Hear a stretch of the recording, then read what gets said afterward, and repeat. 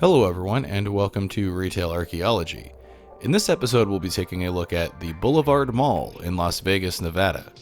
I've been to Las Vegas many times. I come here at least about once a year, and I've been to many malls in Las Vegas, but this is the first time that I've been to the Boulevard Mall. When I walked in through this main entry corridor for the first time and saw the pillars, the architectural details, the light fixtures, and that giant skylight there, I knew that I was going to like this place. Everything has a very vintage feel in here, even down to the benches and the planters with the awesome mall plants. The vintage mall aesthetics make sense here though. This mall opened in 1968, making it the oldest mall in Las Vegas and I believe the oldest mall in Nevada. Here's a look at the map, and even though this place was built in 1968 and only opened with a couple of dozen stores and a couple of anchors, it has been expanded on throughout the years and it's a pretty big mall now. This place was also the first enclosed, climate-controlled mall in Nevada, which I'm sure helped make it very popular in its early days. Las Vegas is in the middle of the desert and it can get very hot here.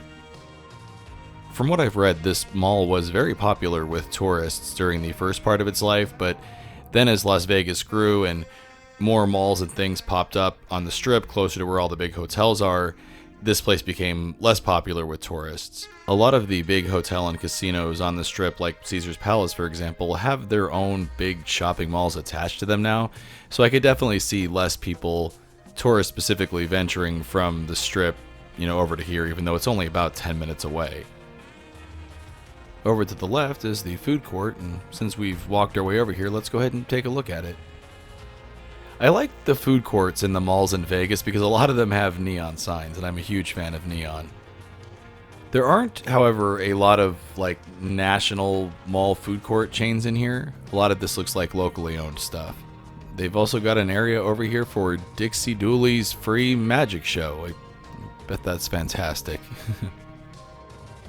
It's kind of interesting because the only national mall food court chain that I noticed was a hot dog on a stick, and that's not even in the food court. That was over in the main entrance of the mall. I really do love the bench and planters that they have all throughout this mall. That is very vintage looking as well. And I love that they are live plants that are well taken care of. This mall did look like it was well taken care of in general. I mean, for something that was opened in 1968, I think it looks great still. Oh look, a Funko Pop store. I can't believe those stores exist. Now here's some familiar mall sounds I used to hear outside of KB Toys.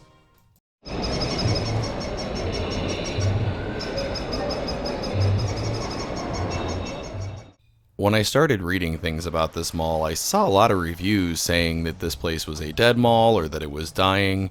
And I don't think that's the case now, but from what I read, this place did take a really big hit during the Great Recession, right around 2008. I think that was the case for all of Las Vegas in general, but this place got hit particularly hard. Since that time, they've moved away from trying to make this mall any sort of a tourist spot, and now it serves more the local community and the people that live in the area. That seems to have been the right move for this place because it looks like about 95% of it is occupied now. There's not a ton of vacancies, although like I mentioned, there are not a lot of national brands here either. There are a lot of locally owned stores. Another interesting thing about this place is that it doesn't have any of the traditional anchors that you would see at a mall. There's not a Sears here, not anymore anyways. There's not a Macy's or a Dillard's or really any department store. Instead, there's things like that El Mercado there, which is similar to the one that's at Desert Sky Mall that I've covered in a previous video. I love that skylight. This is one of my favorite parts of the mall right here just because of how bright it is and how big and open that skylight is. This place does have a movie theater, which is down this corridor, and I think this corridor is one of the newer parts of the mall. It certainly looks that way based upon the way the ceiling is and how it's different than all of the other parts of the mall. Even though this isn't what I would call a dead mall, it definitely has its pockets where it's very, very quiet. It seems to be busier in the front near that main entrance, and then as you get further in and go through some of the longer corridors, it gets really quiet. Past the theater, there's this Rex Center, which is like a dinosaur-themed, kid play place, but there's also a Goodwill all the way down here. I've never seen a Goodwill at a mall. We definitely have to go check that out. Hey everyone, it's thrifting time at the mall. I have never seen a Goodwill at a mall before. This is pretty cool. From what I could find reading various articles, I believe this is the first Goodwill that's ever opened in a mall before. I think it's a great idea. One of the first things I noticed was this Sony VCR, which is a really nice VCR, but then I saw this electronic poker game here, and this looked fairly old.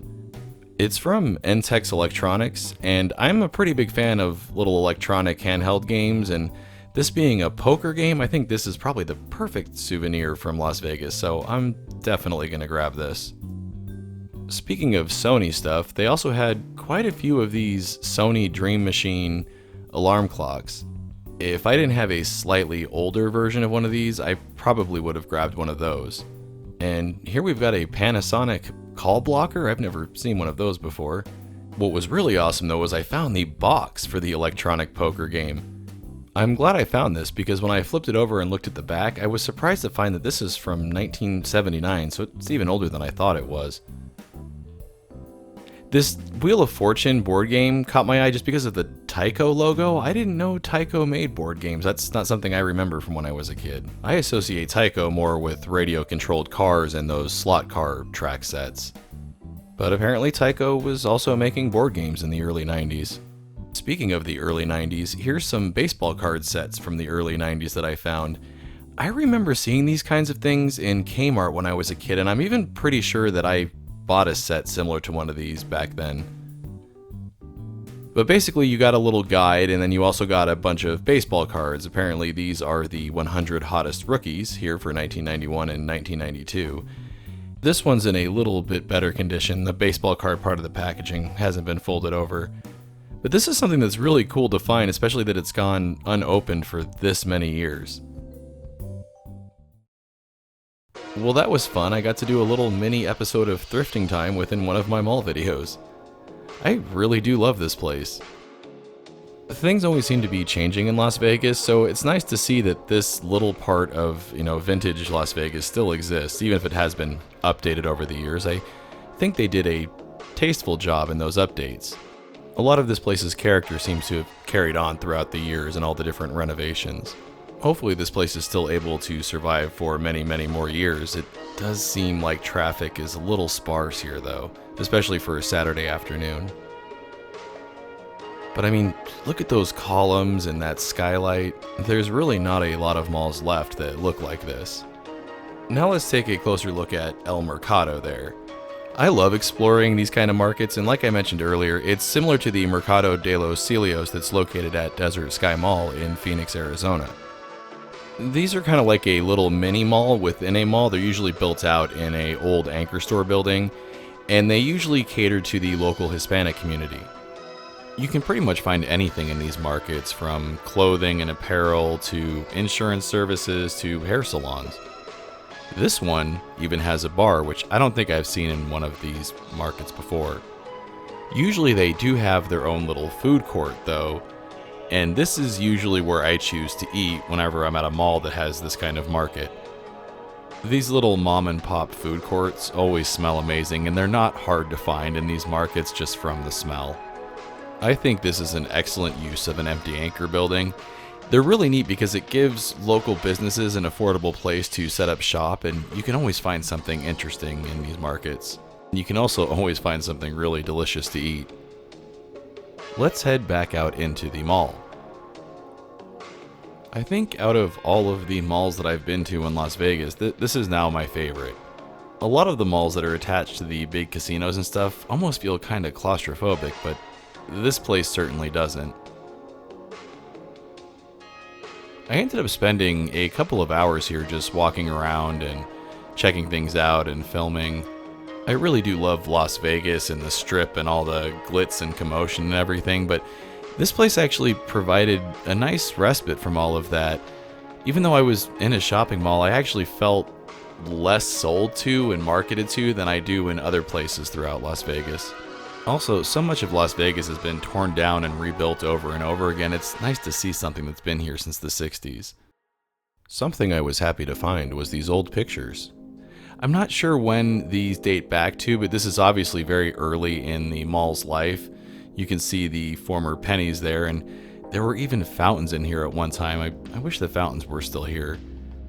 I feel like I don't see this often enough in malls where they kind of celebrate the mall's history and have pictures of when the place was young. I mean, you can see here, these are obviously very old pictures of the mall, but much of the character here is still the same as it was back then. Seeing that fountain though, man, I wish that fountain was still here because I guarantee you I could have gotten some fantastic fountain cam shots in this place. This aerial picture is fantastic. You can see the little mall there in the middle of all that emptiness and really not a whole lot else. It's hard to believe that Las Vegas was that empty at one time. Okay, I have to say, this is something I've never seen before, an eyelash vending machine. God, only in Vegas could an eyelash vending machine exist. I know a lot of things have suffered and struggled the last few years in Las Vegas, and I'm sure this mall is no exception. I will say that during my most recent trip to Las Vegas, things seem to be doing a lot better, so hopefully that's the case for this mall as well. It certainly did seem to have its busy parts, but also its really quiet, pretty much dead parts as well.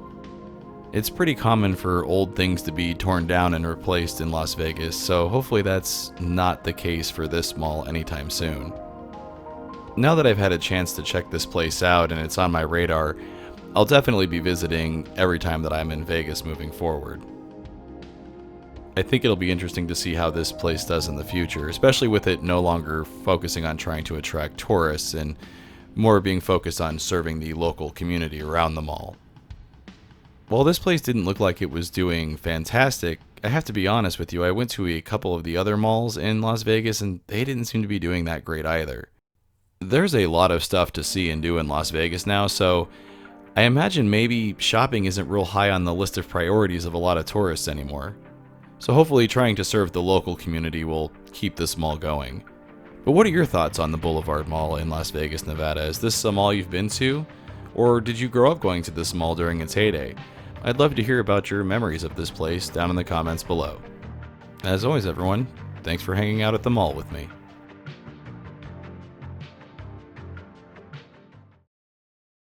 Want to see your name here? Head on over to patreon.com/retailarchaeology to find out how you can help support the channel. Hey everyone, thanks for checking out this video on the Boulevard Mall in Las Vegas, Nevada. If you enjoyed it, please make sure to hit those like and subscribe buttons, and also make sure to follow the social media links down there because that's the best way to keep up with what's going on with the channel.